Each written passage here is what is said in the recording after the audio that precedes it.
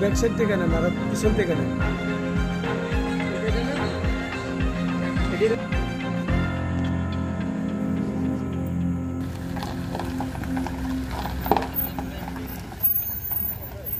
হ্যাঁ কর্তৃপক্ষ সন্ধ্যার পরে মারামারিতে জড়িত হয়েছে সংবাদ পেয়ে আমরা ঘটনাস্থলে এসেছি।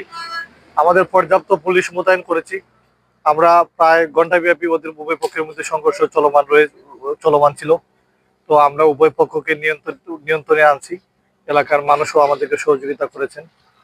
এই মারামারিতে কিছু খড়ের গাদা জ্বলেছে এবং কয়েকটি যে ধান মারাইয়ের মেশিনও জ্বলেছে। কিছু বাড়িঘর ভাঙচুর হয়েছে। এখন পরিস্থিতির নিয়ন্ত্রণে রয়েছে। একদিকে হচ্ছে চমক, অপর পক্ষ হচ্ছে মিজানুর রহমান। এই দুই পক্ষের দুইজনের মধ্যেই এলাকার আধিপত্য বিস্তার নিয়ে মূলত ঝগড়ার সূত্রপাত হয়েছে।